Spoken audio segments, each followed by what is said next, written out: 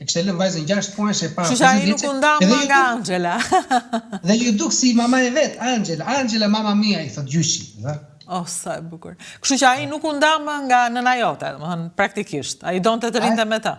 Patjetër me mamën time ka qenë shumë I lidhur, më I lidhur se edhe me të tjerët. Edhe vdiq nderuar, po vdiq në duart e mamas time. E cila jetoi më pas në Itali. Ju shkëputët dhe shkuat në Itali pastaj? Neve pastaj, po, në atëre për të kapur një detaj, neve kërkonim gjyshin, jo gjyshin, po të dhënat e gjyshit që të bëheshim italian sipas kartrave, nuk e imagjinonin që ishte gjallë. Po fakti që doli gjallë mund të ishte edhe një problem, se ai për shembull duke dalë gjallë do pyetej se janë vërtet këta fëmijë të tua apo s'janë.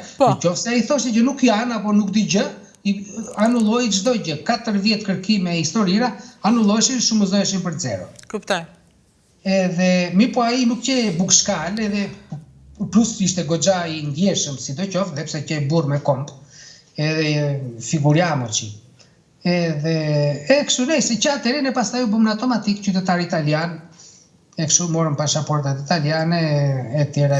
Do me thënë ti ike jetove në Kalabri me nënën? Ne vajtëm në Kalabri jetova rreth 6 muaj. Atje u futa në një restorant, laja pjatat diku atje në det. U kënaqën italianët se I laja pjatat mirë. Ata që kanë qenë para me qanin për para lavapjatës atje se ishin të rënda tenxherët e restorantit. Gjetën Amerikën me... Pastaj, pas 6 muajsh, u spostova në veri, sepse gjyshi na tregoi që atje në Kalabri nuk ishte perspektiv. Atje më dëgjeje pu dhe ne kemi gjithmonë punuar se po ta hënë duart punën e gjën. Po në veri ka më zhvillim, më mirë për fëmijët, shkolla më me perspektiv. U spostuam në veri, e filluam gjithmonë dhe këtej nga zerua. Shiko, një pyetje, flisje ti me gjyshin, bisedoje për kohën e ti në Sheper dhe krahasimin me Kalabrime, e pyesja, apo nuk është e pyesja? Jo, po patjetër me gjyshin bëni muhabet, ati ju kujtua Shqipja, avash. Kur vajtë ty ju kujtoj Shqipja? Ju kujtoj Shqipja, po Shqipja viteve e 50 vjeteve përpara, do me thënë, duhet të njihej Shqipjen e pleqve, që të lafosë shëve gjyshin. Gjyshja nuk e takoj asnjëherë gjyshin. Jo, gjyshja nuk e takoj, sepse ajo tha si parim. Unë tha, derisa nuk e kam patur gjatë jetës, tani është insignifikative që ta shoh, është e pa... E pa kuptim. Nuk shkoj, do me thënë ajo ishte gjallë dhe nuk pranoj të takoj. Nuk pranoj më të takoj. Po të vind ai për shembull në fshat, nuk është do ikte, si do... Por ajo nuk I pengoi fëmijët që ta takonin? Pa diskutim, nuk ne s'kemi, ne jemi dynja, nuk kemi nga këto... Nëna jote, ku jeton tani? Vazhdon jeton në Kalabri? Nëna ime, jo, si që vdiq gjyshi e kështu, pastaj nëna ime erdhi dhe ajo këtej lartë nga neve, jemi 4 vëllezër, 2 vëllezër, 2 motra, erdi këtu, kanë në shpinet, punoj rreth 20 vjetë diku në një fabrikë dhe mamaja, doli në pension. Doli në pension, me gjithë babajnë këthe në fshat, gjithë behari. Shkoj në Sheper, këthe? Shkoj në Sheper, me vështirësit që atje ka dhe me problemet e shëndetit që transportojnë. Shkojnë atje edhe në dimër vinë në bëjnë një vizitë rinë ca... Tek ju, tek fëmijët tu. Shiko, si u thojnë ata në Sheper? Me mushka tani akoma, apo në kurikin? Si u thojnë? Apo s'u thojnë fare, ri në shtëpi? Neve, ata nuk u dhëtojnë. Sepse ka pas më përpara dhe në një autobuse kështu, ata nuk janë më fare. S'ka asgjë tani. Ka për shembull të mendosh, ato nuk janë fshatra, ato janë mrekullira të natyrës. E po janë duke u zhdukur. Ato nuk janë më mrekullira. Atje për shembull mund të jetojnë në çdo vend, çdo spacio.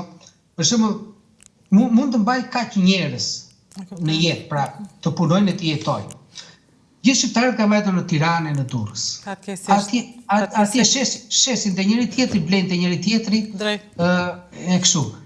Atje ka vende të begata, vende që që kanë jetuar njerëzit me shifër, ka spacio, ka hapësirë, nuk e di, Gjermania për shembull ka një politik cep në cep. Në Zagori shteti nuk e di, paguan më duket 2 rroga mos gaboj, një ekonomiste, edhe s'ka as mësues, nuk ka doktor, jo as është një infermiere, po janë, nuk e di, gjysmë infermiere, nuk e di, nuk janë infermiere tamam, me infermeri, janë thjesht të buq, mbas e din të bëjnë ndonjë gjilpër. Ndërkohë ti vetë, si e rregulluar aty ku je, ç'a bën? Me se merresh, si ja bëre? Ti je italian në dokumenta, po gjithsesi, edhe për italianët në dokumenta ka qenë e vështirë integrimi, si ja bëre ti? Patjetër. Unë kam punuar gjithmonë edhe fort. Kam zgjedhur gjithmonë rrugët më të vështira. Për shembull, jam futur një herë, kam rregulluar, kam punuar në një fabrikë shoqëri për aksioni, SPA. Nuk e di, Shqipëria ka SPK për shembull. E kam qartë. Këtu SPA është ajo forma më e madhe ku ka, do të thënë është një firmë që investon në borsë tipo. Edhe ne atje prodhojnë kaldaja industriale, inceneritore, për shembull, a proposito të inceneritorëve të skandaleve të Fierit apo të te firma jonë, të fabrika jonë prodhojnë inceneritor. Dhe unë bëj pjesë në atë degën e karpenterisë, domethënë ku ndërtohet domethënë ti more zanatin gjyshit, të mësoj gjyshit ty? Jo, absolutisht. Zanati im kam qenë Skënderbekas, edhe në shkollë të bashkuar. Po duart i kisha me kallo që nga fshati. Ne ndërtonim mure e kserolit, ne dim të punojmë tokë, dim të përdorim duart. Po në fakt në shkollën Skënderbej ka qenë e madhe shumë ajo shkollë. Mësova dhe vizatim teknik. Kur u futa te kjo puna, ndryshe nga të tjerët kur futeshin fillimisht në shkollë, në punë, u kërkoi të bënin punët angari, pa të fillonin avashavash të pajtoheshin me vizatimin teknik apo të kuptonin. Tek mua ndodhte e kundërta, unë dija vizatimin teknik, po nuk dija të saldoja, praktikisht. Edhe çuditeshin ata me gjendjen tonë, domethënë se zakonisht ndodhte e kundërta, thash. Pastaj veç kësaj pune që hapa dhe partita IVA, domethënë hapa shoqëri më vete. Bëre sipërmarrës. Bëj sipërmarrës, bëj giardinaggio, bacevat. Pritani se na ngatrova, domethënë ti punoje këtu dhe ndërkohë kishe edhe sipërmarrjen tënde si kopshtar. Vazhdoj e punoj këtu dhe atje, domethënë nuk bëj 2 punë të rregullta. A ti je dhe sipërmarrës dhe punëtor diku tjetër? Domethënë sipërmarrës dhe ke punëtor të tut apo je vet, punon vetëm? Unë punoj vetë, më ndihmon dhe gruaja, kam me gruan që më ndihmon dhe ajo. Edhe jemi një kopje çift që bëjmë shërbime në vila zakonisht. Rregulloni kopshtet e vilave. Realizojmë kopshte nga zerua. Kam studiuar edhe në atë degë, domethënë. Po ku studiove ti për kopshtari apo në Itali? Në Itali. Studiova në Itali, kam bërë praktik dhe me dikë tjetër më përpara dhe kështu. Edhe kam që nga viti 2010 që kam hapur partita IVA, domethënë kështu. Që në 2010 që ti ke një sipërmarrje tënde kopshtarisë, po ku? Në zonën tënde ka shumë kopshte vila apo vetëm në Milano? Janë vetëm vila dhe kopshte janë.